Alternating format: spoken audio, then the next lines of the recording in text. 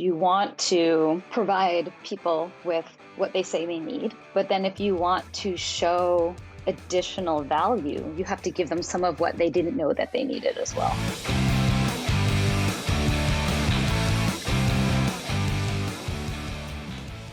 Hello and welcome to another episode of Brave UX. I'm Brendan Jarvis, Managing Founder of The Space in Between, the behaviour-based UX research partner for enterprise leaders who need an independent perspective to align hearts and minds, and also the home of New Zealand's first and only world-class human-centred research and innovation lab. You can find out more about what we do at thespaceinbetween.co.nz. Here on Brave UX, though, it's my job to help you to keep on top of the latest thinking and important issues affecting the fields of UX research, product management, and design. I do that by unpacking the stories, learnings, and expert advice of a diverse range of world-class leaders in those fields. My guest today is Monal Chokshi. Until recently, Monal was a senior director and head of research and insights at Dropbox, the company behind the cloud-based file storage and synchronisation service that helps over 700 million people in over 180 countries keep life organised. At Dropbox, Monal led an organisation with researchers embedded in teams working across the company's diverse range of products, as well as a centralised research function that contributed to Dropbox's strategic direction through foundational research. Before joining Dropbox, Monal was the head of UX research at Lyft. It was here that her visionary leadership enabled the discipline to grow from just her to over 30 researchers, design strategists, and research operations specialists working across all of the company's products and services. But Lyft wasn't the first time that Monal had taken on and achieved something so ambitious. Between 2013 and 2015, as a senior manager and head of design research at SoundCloud, Monal again built the discipline of research from scratch. A generous contributor to the community, Monal has shared her insights at popular events such as UX Live's UXR conference and on podcasts like the UX Strat podcast, Noam Segal's UXR Conversations, and UserZoom's UX Pedicious. And now she's here with me, gracing this virtual stage for a conversation on Brave UX. Monal, hello, and a very warm welcome to the show. Thank you, Brendan. Thanks for the very nice intro. And also now I'm saving the best podcast for now. So thank you for having me on the show. Oh, it's more than welcome to have you here. I've really enjoyed preparing for today and learning a bit more about all the wonderful things that I sort of touched on there in your introduction, Monal. But one of the things that I didn't mention in that introduction was that you used to be quite the runner. So good, in fact, I believe, that you are the first Indian American to be inducted into Stanford University's Athletics Hall of Fame. And I just want to give people some context here because you were inducted alongside a few other famous people, including Tiger Woods and Mike Messina. And you even qualified during your running career for the 2008 Olympic trials in the United States.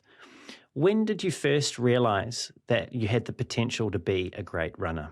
Maybe I realized it in about sixth grade. I was always fast. I started playing soccer when I was about 6 years old. And I was like the smallest person on the team, even though everyone was tiny when you're 6 years old. But everyone else got bigger and I stayed kind of tiny. But I could run up and down the field without having to be taken out and being subbed out. And when I was in sixth grade, I tried track and field for the first time. We had it as a, after school sport. And I broke 6 minutes in the mile, which as a sixth grader, like an 11 years old girl, is a really amazing thing. And I didn't realize how fast that was.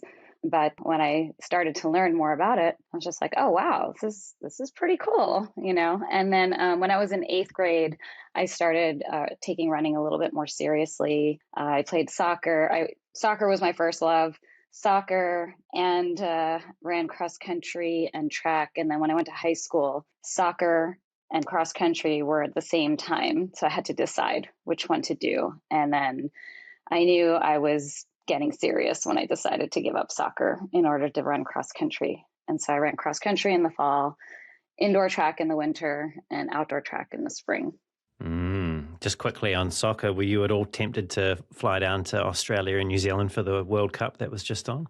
I mean, I'm still a football fan. I call it football now, after having lived in Berlin also for 2 years and learning that nobody calls it soccer out there or anywhere in the rest of the world. But I would love to go to the World Cup, and I've seen a couple of soccer or football matches in Berlin, but there's so many places to go see football, and I mean, it is definitely an experience that I want to check it out. Definitely. Just coming back to running and the speed at which you were running, you've previously said that winning the 3,000 metre title at the 1998 National Collegiate Athletic Association Championships, well, that was a bit of a mouthful, but we got there, was the highlight of your running career. I just want to give some context again here to people. So you ran in the heat 9 minutes 30 and 77 split seconds. In the final that you won, you shaved off over 10 seconds to run 9 minutes 20 and 18 split seconds. And you, of course, you won that race. Do you remember during that race just how it felt while you were running? Yeah, so it was my senior year, and I honestly hadn't had the best season. I was injured at the beginning of the season, and so this was like my last hurrah. I had a really good race leading up to that national championship. I won the, at the time called Pac-10 conference championship in the 3,000, and so I felt like I was okay, starting to get back into it, in terms of getting in much better shape and overcoming that injury. And so what happens is that there's a trial and then there's a final. So in the trials, you really don't want to run all out because 2 days later, you have to then really compete. So the trials race is really a way for you just to run just fast enough so you can get to the final. And there's like some psychological stuff going on there in terms of how you want to run the race, strategically, and what you want to show your competitors or not, and all this stuff. So I had been to the national championship, fortunately, every year I was in college. So even from my freshman year. So I'd had a lot of experience with that. So I felt like, okay, even though I haven't had the best season, I have a shot at this. And one of my goals was to win the national championship while I was in college. So when I went into the final, it was actually, these distance races can be very tactical, meaning like kind of strategic in how they're run. So when you're a sprinter, you just go all out, like sprint as quickly as you can, and it's just the fastest person wins. These distance races, a lot of times, like if you ever watch like the Olympics or something, you'll see people kind of jockeying for position because you all have to share the same lanes. There's pushing, there's shoving, there's elbowing, like it gets really messy. And there's a lot of strategy that goes on just in terms of like getting boxed out, leading, breaking the wind for people, like kind of drafting off others, things like that. So there's a lot going on in these races that like observers or people who don't know the sport would probably never even like realize. So this race actually played to my strengths because I was somebody who always ran. The style is called sit and kick. So you kind of like sit behind the leaders, and in the last lap or last 100 meters or something like this, you just sprint. And I had a really fast sprint at the end of races. And so we actually started out really slow, and like where people were just kind of tripping over each other, and the pace would go faster and slower. And then with the lap to go, I just stormed from the back and took the lead, and then just ran like crazy the last lap so that I was able to hold on to that lead and win. But I think I was in last place for at least half of the race. Listening to you talk about this and I suppose the strategy and the on the field tactics that go into running a race like this, I couldn't help but wonder, and maybe I'm being a bit cute here, but are there any parallels that you can see in the way in which, your sit and kick approach, for example, that you've approached the development of your career? Like, are there things that you've borrowed from your time in running that you've been able to apply into the realm of research and the realm of what it's like to operate in big tech, essentially? Yeah, well, one thing on a more macro level is like, I've always liked the underdogs, right? So I was kind of an underdog through college, my college career. And, I didn't win a national championship, a solo national championship until my last race. But I was an underdog going into the race. My cross country team at Stanford we won the national championships in 1996. And when I first started at Stanford, we weren't even ranked nationally. So it was very much we were underdogs. And when we won the national championships, like 3 years later, it was very much a surprise. So I really like that. And you can probably see, I think, Lyft was the seventh startup that I worked at. So, finally a very successful exit for Lyft, back in 2019 when we went public. But it took a while before I got to work at a company where, that underdog status actually like came through, and we redeemed ourselves in a sense. So on the macro level, I'm very much about getting scrappy. You would probably call my running and my training a bit scrappy in that way. And then kind of taking on big challenges and kind of proving to others that, like, you know what, like we can do something that we're not favored to do. And we're definitely going to talk about some of the big challenges that you've taken on. But before we do that, I was curious, is running still a thing for you? So, I mean, I think running will always be a thing for me, not competitively. And, I think I've had a couple of injuries over, as you get older. But yeah, I'm eager to kind of continue running through the rest of my life. I don't think it'll ever be something that I stop doing, and unless something is preventing me from doing it. Yeah, I'm not nearly as good a runner as you, but I'm a runner, and there's just something about it. Like, I don't run competitively, but there's something that just has kept me running for at least the last 15 years, and I can't see myself giving it up unless I have an injury that prevents it. It's a special pursuit, and you get a certain feeling from it when you find your gear, your sort of sixth gear or something, when that kicks in. Yes, and that sixth gear is the one that it's like the hidden one, the one that I've been, known to turn on in a sense when I've been racing. So, but it's the competitive side of me, I think, is always in there. So I believe you're speaking to me from your father's house, and why I'm mentioning that is that I was looking back at your reflections on this, in particular, this final race that you won at Stanford, your last race, right? The one that you essentially came from behind and blew everyone away. And I understand it was your parents who instilled your interest and your love of sports. And your dad was a cricketer, and your mum enjoyed sports like tennis and something that I hadn't heard of before, actually, racquetball. And about this in particular, your athletic success, you've said before, and I'll quote you now, "I believe my success in athletics was rooted in my family's support." What else do you attribute to your family's support? So my parents were born and raised in India. They came over here with nothing and lived the American dream. So I actually wrote papers in high school and college about my dad because, we were learning about the American dream, and he lived it. And I think the thing that I appreciate most about my parents was the fact that they really supported me to make my own decisions through life. And I know that it's always been rooted in like love and support for, we want you to do what's going to make you happiest. So even though they had their biases about what they thought that was, whenever I made a decision, they were behind me 100%. Well, let's talk about one of those decisions. And that was your decision to study the somewhat infamous in tech circles Bachelor of Science in Symbolic Systems at Stanford.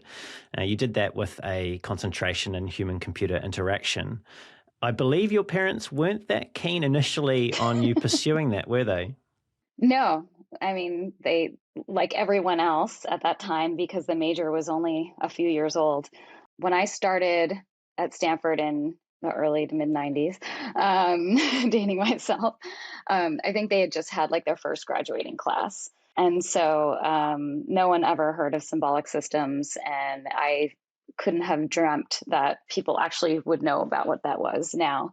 But my parents were just like, yeah, cool story, but no one's going to ever hire you because no one knows what that is and what that means. And it was just what I felt was like, this is it. Has everything that I'm excited about to learn.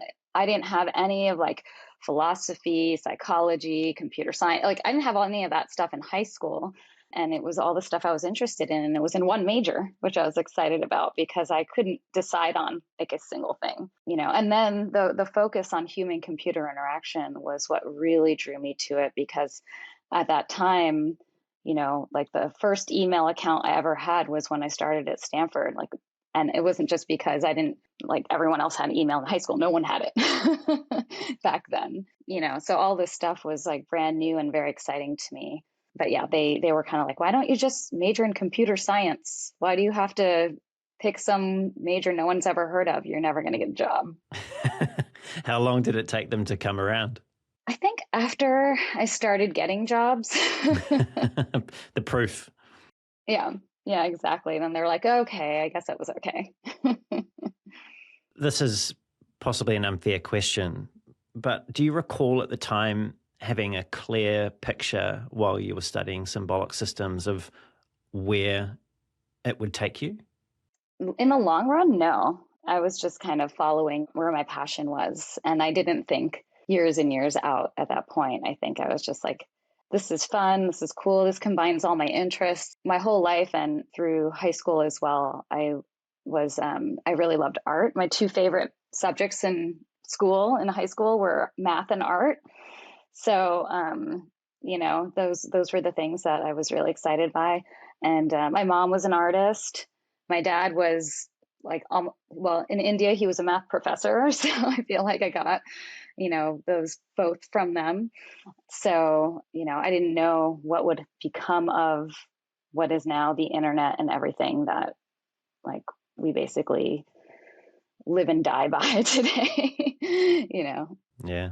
You graduated with Symbolic Systems, and then you went on to work for a number of tech startups, I believe, in the sort of Valley area. But then you decided to go back to school at some point I think it was around the mid-2000s, and this time you went to UC San Diego to study a Master of Science in Cognitive Science with a focus in HCI. Why go back to school? What motivated you to return to the classroom? Yeah, a couple of things. I think when I graduated from Stanford, I knew I'd always want to go back to school at some point to get another degree. And I think it was the perfect timing for me to go back because, well, first of all, there was the whole .com crash thing.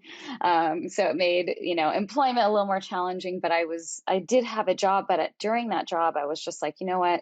I don't think this is what I want to do long term in terms of just sort of the day-to-day. I was working as a designer. I wasn't getting to do research just because like budgets were cut and things like this. But I'm like, I think I want to do something that's a little more like, I want to see what else there is. And so I was deciding, like, should I go back to school for design or for research or both? Or like, how does this work? And back then, that were really limited in terms of the programs. So, what I decided was I would go back to school and focus on research. And I went to UCSD not because of the cognitive science like aspect of it, but there were two research labs at that time there that were focused on understanding how to design technology through using ethnography. So to me, that was exactly like what I was excited about. That decision seems to have been a fairly good one if you look back at the things that you've done since you graduated that program. I've heard you talk about your career progression before, and I'm going to quote you again now. You've said, I am sort of a free spirit. Whatever seems good for whatever reason is how I land. I don't really have a grand plan. So that sounds very whimsical, right? Like it's sort of just go with the flow.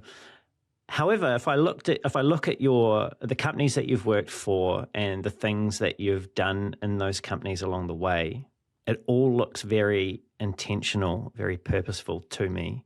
Has there really been no grand plan? I'm glad you think it looks very intentional. I mean, that means like it's working.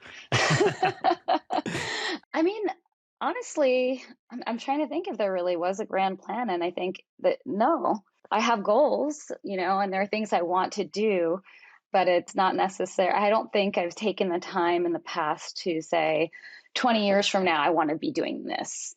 I think the only thing to me that's most important is 20 years from now, I want to be doing something that I want to be doing at that time. So yeah, I'm kind of it's not to say that I don't have any long-term goals, but I'd say that like your tastes, your desires, and everything can change as life goes on and the environment changes and everything else. So I don't like committing myself to anything like in terms of goal, because I take goals very seriously that, I'm not sure that I really want to commit myself to. You shared with me offline that you are currently in, it seems like sort of in this in-between place. I can't remember exactly the word that you used to describe it, but as per your intro, it's no secret that you finished up at Dropbox earlier in the year. Where exactly are you at in yourself with regards to what comes next for you?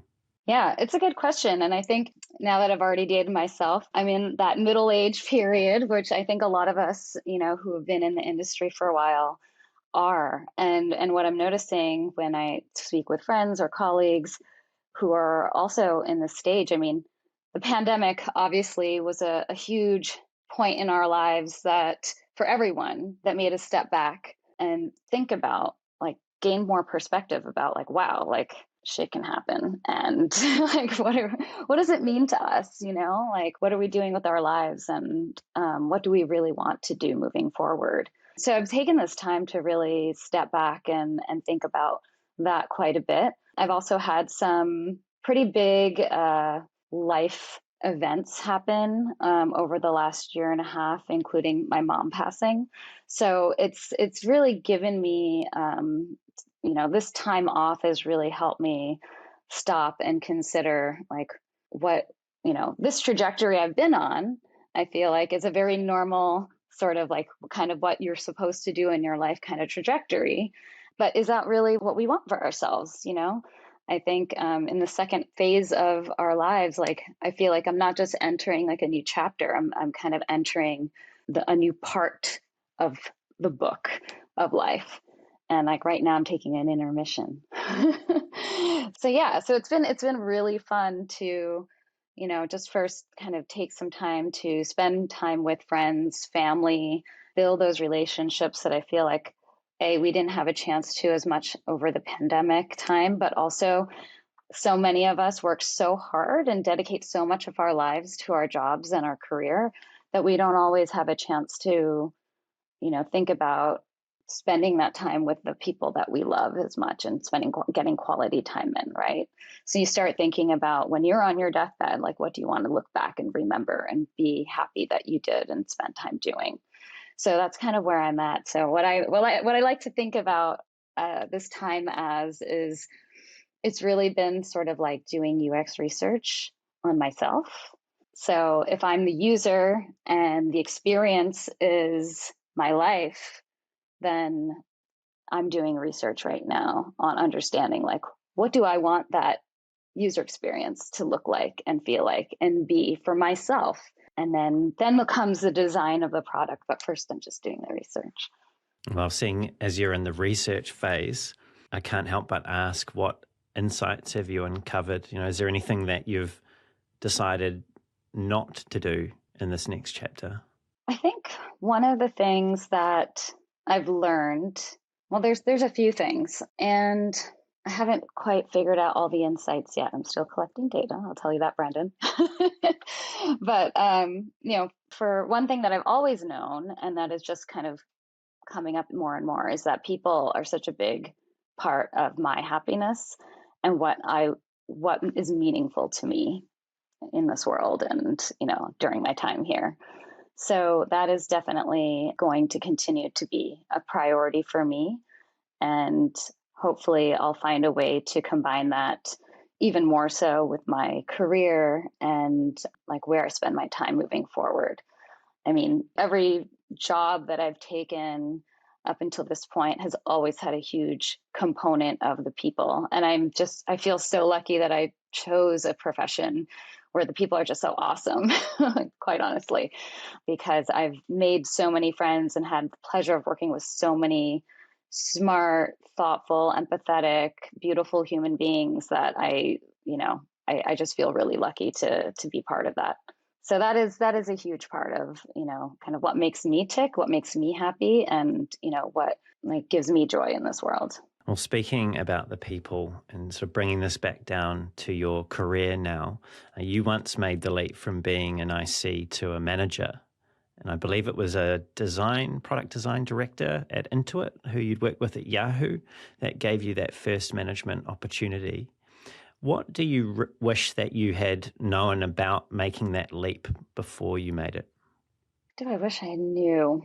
I think what I wish I knew was that it's okay not to know exactly how to do it, and that, it is a process. It's not like one day you wake up and you have to know everything, because you learn and you gain that experience over time. So I've been fortunate enough to have an older sibling, my sister, who she's one of these people who is just a born leader. And they're rare in the sense that we're like, she walks into a room and then everyone's just like, okay, we're all going to listen to you. I don't know how she does it. I'm still Presence. observing to try and figure it out. But she just has this presence. And so growing up, I always thought that in order to truly be a leader, that's what you had to be like. So I felt, I really felt like I was an imposter because I wanted to try, but I didn't think that that was my personality. And so it was difficult for me to have the same kind of confidence moving into that role. But what I've learned over the years is that, first of all, there's so many different kinds of leadership styles.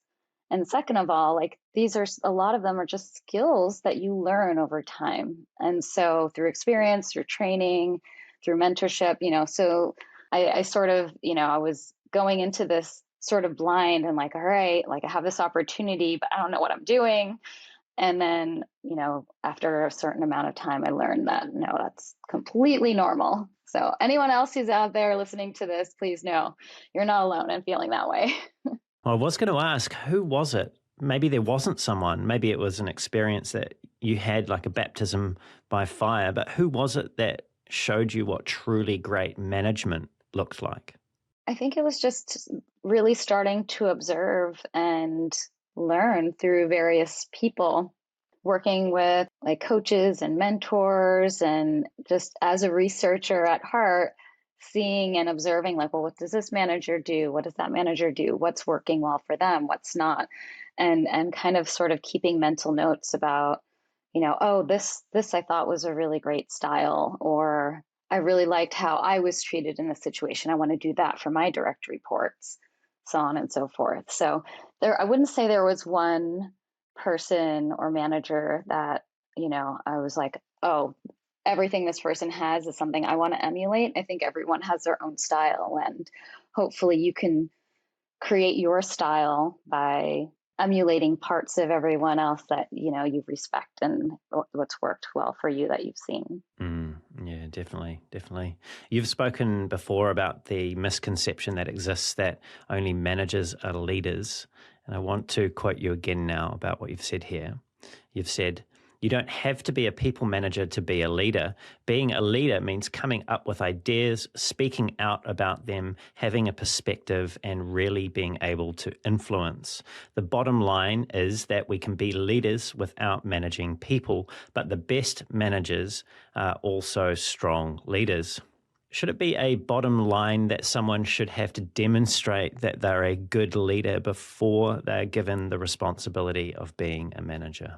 I mean, ideally, right? I think that would be really help set them up for success. I think management is also more than just the leadership part of it. So there are some people who are amazing leaders, but maybe are really bad at managing people in some way or shape or form. Management does require a lot of like logistics and things like that too. So you Spreadsheets. could be great with people, you could be great with ideas, you could be a great leader, but you might be really bad at being on time and time management in some ways. And so I think a good managers also then need that part of it, because you're riddled with meetings, you have lots of things, performance reviews, like other things that are just like very time management oriented. So in some ways, like it is a good thing to be a strong leader, to become a manager, but that's not the only thing. That's my point. There are a lot of things that managers have to contend with that ICs don't. It has different demands. It places different demands on the person that's performing that role. And this transition from generally seems to me fairly senior ICs into managers at some point in their career seems to be a fairly common one, right? Few people, in my observation at least, start out as managers and end their careers as managers. And you've previously said about this, and I'll quote you again, a lot of folks, as they progress in their career for whatever reason, lean more towards the managerial side. And perhaps it's because they feel like that's where they'll have more of a seat at the table, or they'll have more authority, they'll have more influence or impact on decision making. Cast your mind back to when you made that leap from IC to management. Is that how you felt at the time? Did you feel that you needed to do this in order to have more influence and more impact on decision making? I do remember wanting that when I was at Yahoo, and that was when I was last in IC, wanting to be able to influence more and not feeling like I would be able to as an IC.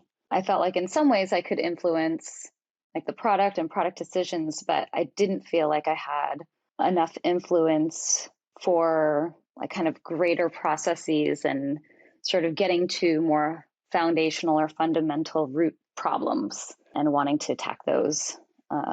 So when I became a manager, I mean, as we already talked about, I was just like, all right, I'm here, but it's not like the authority is just given to you either, in a sense. And I took my responsibilities as a manager very seriously, especially like I felt responsible then, like, oh, well, there's this part, like I have this team, I want to make sure I'm showing up for them first. So developing those skills and such. But, after Intuit, I went to SoundCloud where I started, the design research team there, and it was just the whole discipline.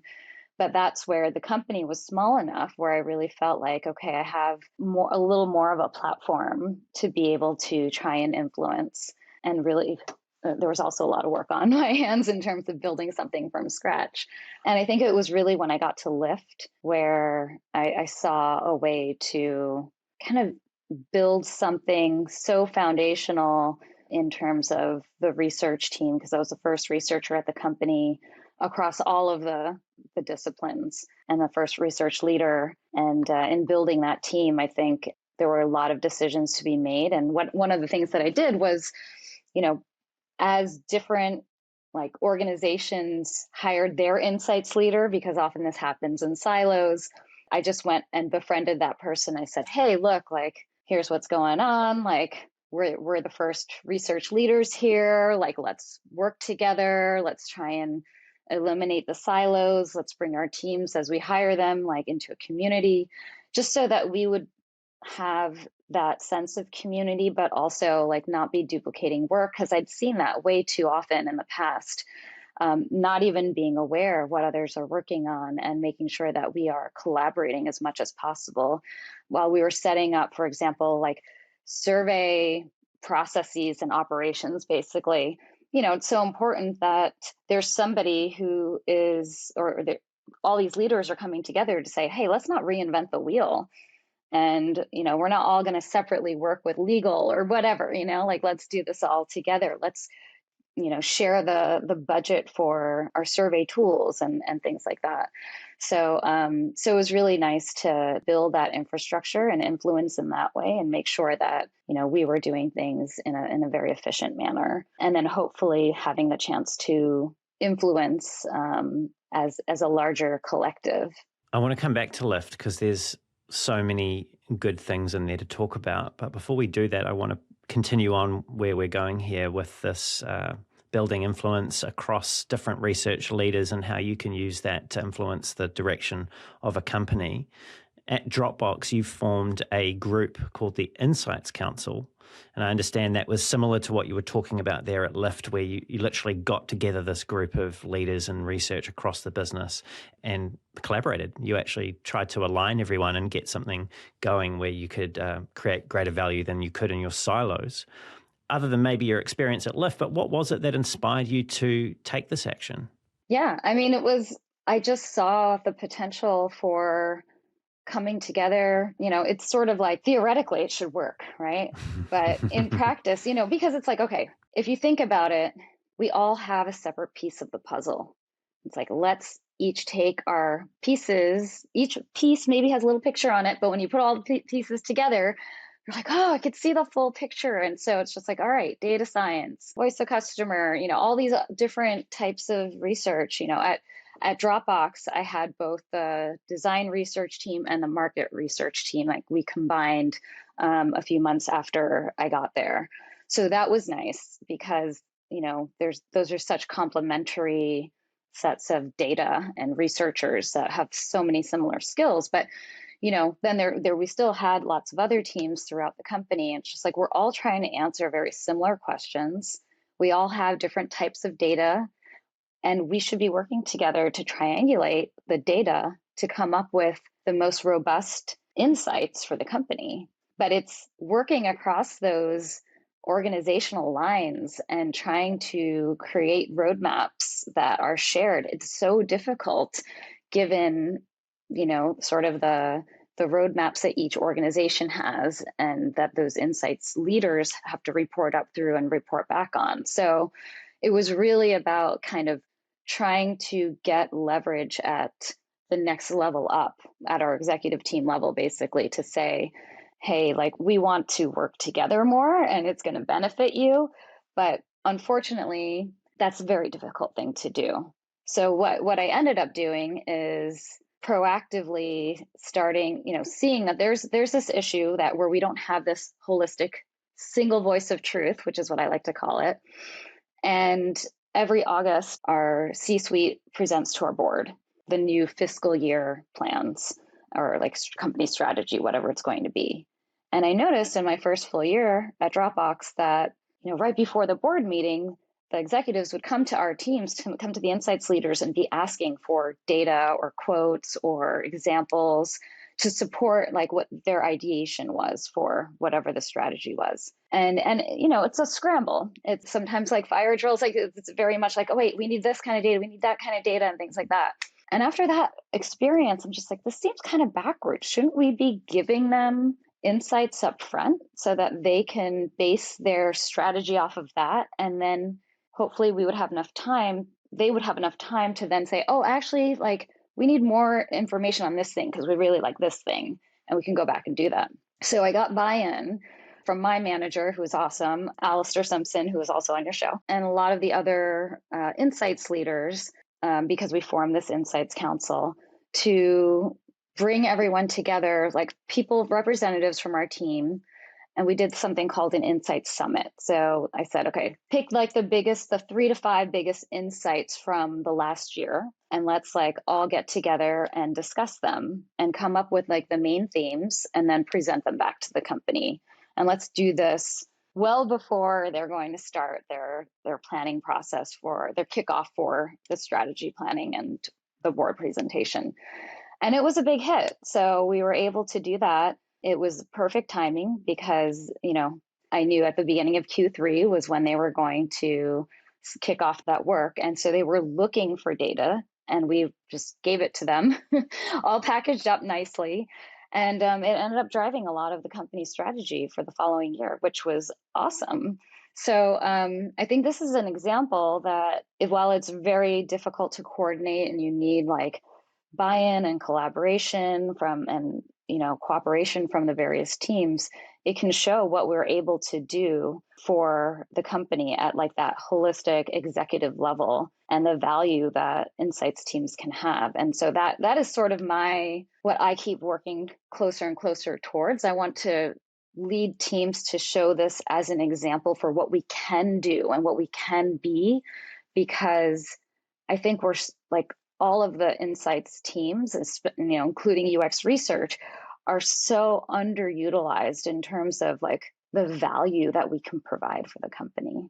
It sounds like you really were able to flip the reactive nature of how the seeking of insights went from the executive on its head, right? And it became very proactive and very formative, helped them to form what they were actually planning for in terms of the company's strategy. I had the pleasure and the privilege of reading Steve Portugal's second edition of Interviewing Users before it was published. And there's an essay that you wrote in there, which I believe you're talking about what you achieved here at Dropbox. And there were many things actually in the essay, but there was something in particular that caught my attention that I wanted to ask you about. It was something you said actually, and I'll quote you again now. You said, "This was a risky initiative as it was not asked for, required the participation of folks from several teams, and would be seen as a waste of precious time and resources if not successful." Now, it's easy, I suppose, to look back at this and post-rationalize what made it successful. But at the time that you took the risk, what made you feel that it was a risk worth taking? I mean, first of all, it was something the company needed, in my opinion. And I felt like this was a risk worth taking because it could have huge impact in a positive way. And so, the thing that I really loved about working with Alistair was that I felt I had the psychological safety of taking risks. And I spoke with him saying, hey, look, I know that this is a risk. And so I want to make sure you're okay with it. And he was. So I said, all right. And what I tried to do was make sure that everyone else who was involved, the other teams and so on and so forth, that we were really trying to minimize how much investment or time and resources that they needed to put into it. So we used research that already existing and just like had some workshops and really tried to make it efficient. It worked out like as good as I could have hoped for. I feel very lucky that, this was one of the bigger risks that we took and it was successful. Can it be understated just how important the influence of an exec, someone like, say, Alistair, is on enabling research to be a strategic contributor to a company? It's huge. It's so huge. I mean, I think this is a struggle that a lot of folks in research have faced because research doesn't report up directly to the C-level most times. And so you don't always have a leader that research reports up through who really understands the insights or research side of it and what's possible. And so I feel like that gives us a lot of potential to grow our disciplines. But at the same time, there needs to be a path that is like the support there to kind of take those risks or to try things, and a belief that insights can help shape things like that are this important. You've got a track record, right, of working in organizations where you've established a practice, or in the case of Dropbox, where you've transformed a practice of research into something different, something more effective, something better.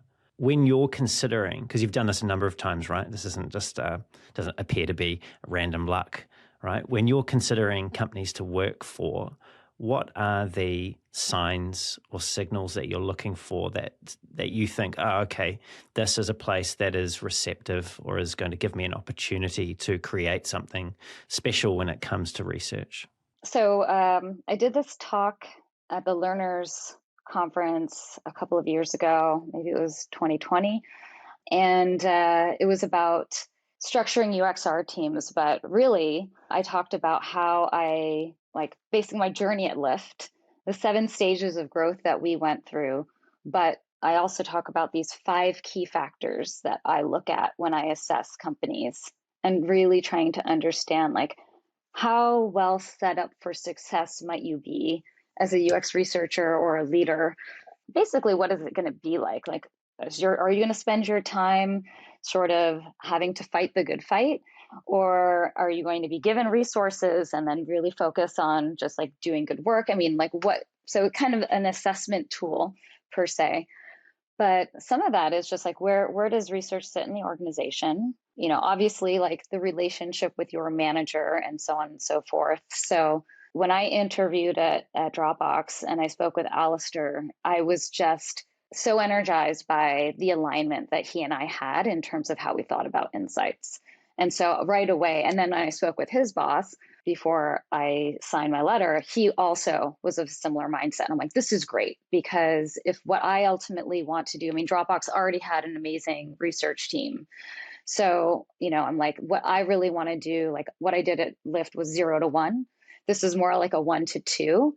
And like, let's really try to level up the team and see what we can do as an organization within the company to influence at the most executive, the highest level, at the executive level. You need to have that support. It's so much harder and more challenging to do that when you don't have like the ability to kind of be brought in, or if you have like naysayers. So I think having that support and those folks who believe in the kind of work you do and understand what's possible makes it so much better. So there's still a lot of education needed at Dropbox across the company. And I think every company has that. It's not like everyone knows what UX research is or what even market research is, or the difference between all the different teams like data science, so like we faced a lot of that. I have at every company, but I think we're slowly but surely getting closer. And every company is different, right? Like Lyft was a different company to Dropbox. And I noticed that when you went to Dropbox, you did things differently to what you did at Lyft, which is probably not unsurprising, right? It's a different company. But when you started at Dropbox, the research teams were fully embedded, or at least I believe they were, and you decided to change that, right? You formed a centralised team as well as kept some of the research team embedded.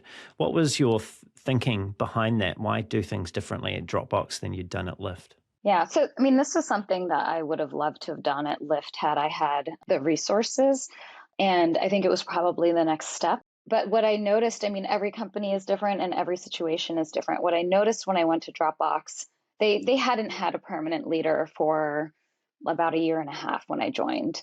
And so there was a lot of sort of reshaping to do, and like a new vision was needed, and so on and so forth. But just in sort of assessing doing the initial assessment, I saw that there was like everyone was embedded, but we weren't necessarily seeing the forest from the trees. And there were a lot of foundational elements I felt were missing. So really understanding. So backing up really quickly, Dropbox is sort of figuring out its act two. So, cloud storage obviously like was the bread and butter a long time, and it's somewhat of a commodity now. It's about figuring out like what is the next thing. And so we knew in a lot of ways like who our customer was for the cloud storage, but then what does that transition look like to the next ideation of the next big thing for Dropbox, and who should we be targeting, and so on and so forth. So there were a lot of unanswered questions foundationally, and we didn't have a dedicated team trying to figure that out. That we also, even though Dropbox was very customer centric, or cared a lot about its users, there was no kind of company level metric that was focused on customer satisfaction or happiness. So if we're going to make this part of our company's DNA in terms of like how we're assessing ourselves, our the experience of our users and our customers and things like that, and if that is supposedly like important to the company, then why aren't we measuring it? Why aren't these metrics going to the board? So on and so forth. What was the answer? So that was, why weren't they measuring it?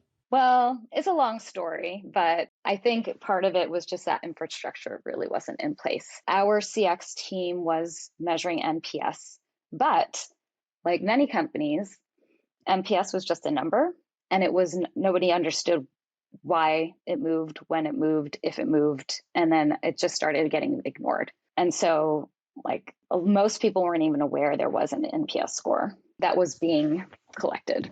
So part of what we did was started a CSAT program that really focused not just on the high level brand satisfaction like of the product overall, but also started looking at various experiences with the product to really understand like what composes that high level number, where are the areas in which we can really focus to increase satisfaction overall as well.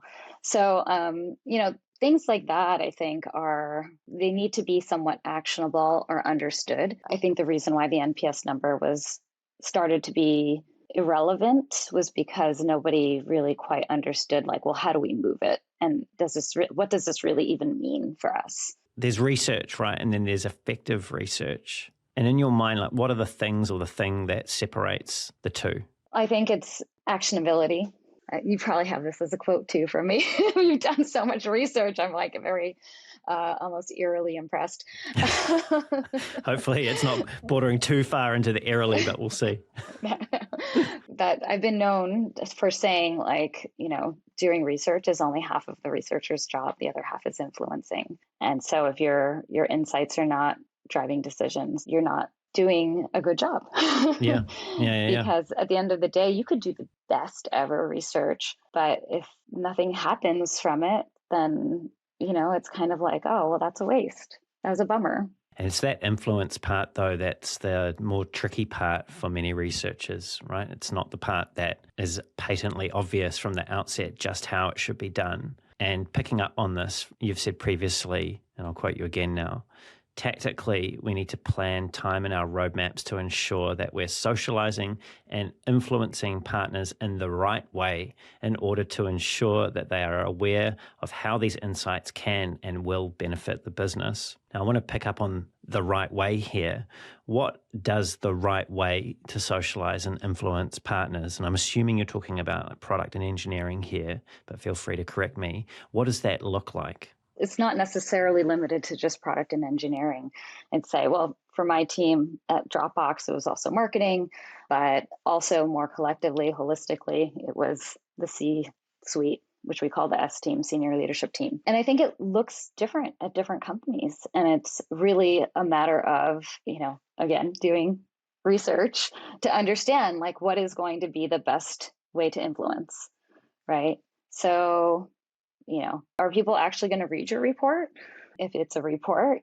Or do you need to do something that is more immersive, interactive, have a presentation, things like this? I think a lot of researchers are used to just saying, okay, here's the report I delivered for you, and now moving on to the next thing. Well, that's okay in some regards. It's also like, well, if we're trying to fight for a seat at the table and show up as leaders, that's not us helping ourselves. That is actually playing more and more into being order takers, right? So I hear a lot of people complain, a lot of researchers complain about I don't want to be an order taker, I want a seat at the table.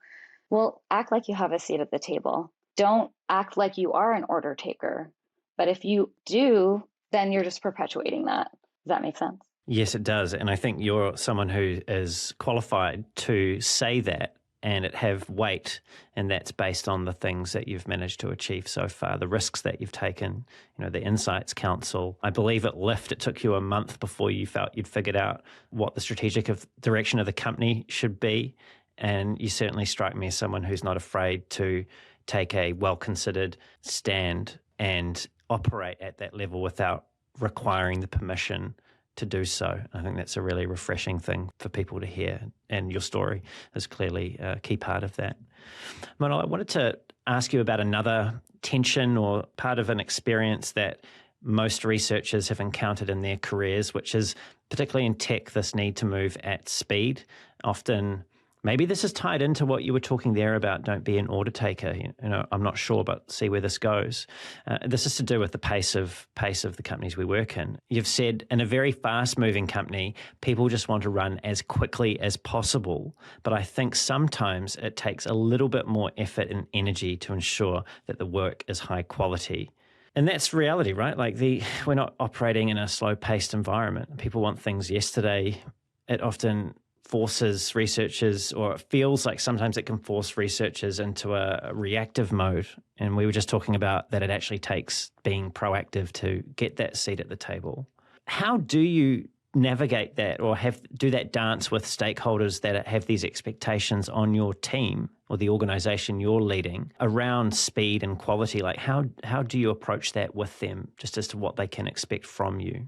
I mean, this is definitely, I think, a huge challenge for research teams, because you are doing a dance where if you are still trying to, which I mean, I say still, but it's kind of always trying to gain that credibility. You want to provide people with what they say they need, right? But then if you want to show additional value, you have to give them some of what they didn't know that they needed as well. And then it's just like, oh, wait, you can do more, right? And wait, actually, you kind of read my mind. great, maybe we should include you in more conversations and things like that. So there is a little bit of a dance that I think needs to be done. And this is where researchers who, like, a lot of UX researchers have a background or some background in psychology. Like, you really have to think and strategize in addition to your regular job about how to influence best and where to sort of appease, like, do take the order in a sense, like build that relationship, but then also kind of find a way to then influence by doing some things more proactively. So it's a mix of this reactive, proactive. Eventually, like for example, at Lyft, we had that like at the very, very start. I was just like, all right, I was hired to basically do like start this UX research team, but hired by the head of design. And what they really wanted was a usability testing program. Like, great, we'll give that to you and like get you involved. And then started like getting to talk to the PMs, hearing what the PMs wanted as well, but didn't know that we could answer, started like kind of giving them some stuff and then them getting excited and eventually like just gaining momentum and being able to gain like more resources and headcount. And there was more demand and we didn't have enough people on our team. We had like at that point two. So then the VP of product had to get involved and like give us some headcount. So, and then when teams were kind of new teams, like in the hypergrowth stage, were coming on board, like, oh, we're going to start this new like Lyft bikes and scooters team or whatever it was. They were just like, oh, wait, we need a researcher because we know what great work they do and what like they're going to help us like set our whole roadmap. Amazing. Like that just happened organically. So that was like such a huge moment for me to know that like we made it. That was like a huge milestone and things like this. So I think it's a game, at this point in our sort of trajectory of where we are, the industry itself, like our field and what we're trying to build. Because for me, it's like I mentioned before, like there's so much that we can do and that we're capable of. And I think once you sort of have those tools in your toolkit, it's like a methodology. Like I started my career being like, I need to learn how to do this kind of method and that kind of method and that kind of method. That's not, I mean, yeah, it's important, but like getting to be experts on these methods isn't as important as it is to like be able to like influence. It's funny because after I'd been at Dropbox for a little while and I started realizing that there were all these just fundamental questions that like as a company, we didn't have good answers to. And, like, why are people churning? Like that kind of thing. And I was just like, this is not a hard research question to answer, right? But this would be so impactful. So this is like those kinds of things, like, whether it's about conversion or like picking that business metric that is important to the company and then like going after it, even though that's not what's being asked of you. Like those are the things that don't require like rocket science, or crazy expert UX research, but then they go so far. I feel like what you're talking about here is something else you've said. And you said that building these functions, and I'll quote you now, it's not for the faint of heart. I'll start with saying that I think it definitely takes somebody who is willing to roll up their sleeves and take on everything from the start. Is this what you're trying to tell me? I believe I saw that in relation to starting a research team. So yeah, there's so much going on because it's more than just doing the job that they think you're trying to do. Of like, oh, all the logistical sort of like, yeah, set up a research like program and whatever, hire some people. It's like, no, like I am trying to I see this as like a revolution, like we're going to come in and like be something completely like super impactful and help transform the company and the way they think about research and like the direction they're going. I just keep thinking of your race, you running this race and your sit and kick strategy. It's like, oh, yeah, I'm not trying to win, and then blasting past people when they least expect it. It seems to me like a similar kind of thing, at least. Thinking about this a little bit more, you talked about the struggle of being maybe one or two researchers at the beginning, right? And you're trying to keep all the plates spinning. You're trying to keep the business as usual, people happy with what it is that they're asking for in the here and now, while secretly, almost sounds like sort of secret agent style, you're behind the scenes trying to build or scaffold, I suppose, a research organization that can have the impact or the kind of impact that you believed that it could. At what point or what action did you take that enabled you to move from being just so involved in the trenches that you were then able to sort of stick your head out above and look around and start to get a bit more strategic with the way in which you were building these teams, this organization? Yeah, I'd say, there's sort of also a dance that I think research leaders need to do, especially ones who are kind of building teams. One is like staying on the ground, kind of putting everything together, like managing your team, managing the work, like all that. For me, there was always a view to the strategy because I personally am someone who needs to always be connecting like what I'm doing on the ground to the bigger picture and having that vision and that strategy. So otherwise it just feels like what am I doing here? I'm just kind of going through the motions. So I'd say, yeah, maybe there's a certain point where then you start to focus on the strategy part a little bit more once things are kind of like in place for like plan, like the first part of the plan or whatnot. But yeah, I would say that I've always had sort of that eye on things from that level as well. Maybe if we take that level and we zoom out even further and we think about the level of why we're doing what we're doing. And you mentioned earlier on your talk that you gave at UX Live. And just if people want to find this, and I'll link to it in the show notes too, it's called How to Succeed as a UXR Manager. In that talk, you started the talk with a bit of interaction, right? A bit of audience interaction. You asked the people in the audience how many of them knew what their company's vision and mission statement was. And about half of the audience put their hand up. Then you asked them another question, which was how many of the people with their hands up also had a mission or vision statement for their research org, and not many hands were left up. So from that experience, you were there on stage. I could only see it from, the recorded view, right? But from that experience, is it fair to say, or is it a sense that you get that many of us, other than to pay the bills, don't have a clear idea why we're showing up to work every day? It's a good question. I feel like unless there is that vision or mission from leadership, when you're working within an organization, that can get very easily lost. And unless, hopefully people are thinking about and defining it for themselves. But I think when you do, there's going to be a lot more meaning that you attach to your work and hopefully more motivation as well. Monal, I have one final question for you today, and it's to do with an interview that you did on UXR Conversations, a podcast from also another previous Brave UX guest, fellow researcher and all-round great human, Noam Segal. And in that conversation, you said you felt UX research was in its adolescence, and I'm paraphrasing you there. So on that topic, and we've talked a lot today about increasing influence, about what it takes to actually make things happen between different research disciplines at large companies.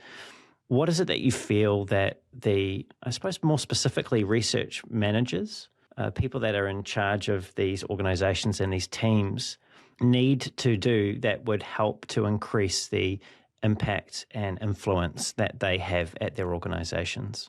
A couple of things. First and foremost is, and I mentioned this in the talk also, put on their researcher hat and do some research internally with the organizations to understand what their needs are. And a lot of times, it kind of sucks to say it, but like businesses, they're about making money. And so what are the ways, if we want to be influential within a business, and like we care about our users, right? That's a big part of, like, I'd say the vision, the mission that a lot of people in our types of roles have, right? We want to build products and that enhance and enrich people's lives, let's say. But in order to do that, and in order to fulfill our maybe personal mission, we need the business to see our work as being useful to the business whose goal is to make money. So you got to bridge those two. And so what are the metrics that the business cares about? How does your work show that it's going to help move that business, those business metrics, and be useful to the business? That's a good point to finish on, Monal. Thank you. This has been such a delightful and impactful conversation. Thank you for so generously sharing your stories and insights with me today. No, thank you. Thank you for asking the questions and doing such great research on me. Oh, you're most welcome. It's been a pleasure, and I hope that some of the things I had to say are useful to people who are listening. I have no doubt.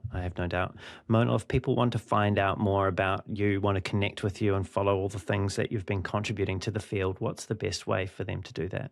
I'd say LinkedIn. That's the one social media platform that I'm active on, really. So Great. Thanks, Monal. And to everyone that's tuned in, it's been great having you here as well. Everything that we've covered will be in the show notes, including where you can find Monal and all the great things that we've spoken about. They'll be fully chaptered, so please check out the YouTube video so you can hop around to the parts of the conversation you most want to hear again. If you enjoyed the show and you want to hear more great conversations like this with world-class leaders in UX research, product management, and design, don't forget to leave a review on the podcast, subscribe so it turns up every 2 weeks, and tell someone else about the show as well. If you want to reach out to me, you can find me on LinkedIn. Just search for Brendan Jarvis, or you can find a link to my profile at the bottom of the show notes. Or head on over to thespaceinbetween.co.nz. That's thespaceinbetween.co.nz. And until next time, keep being brave.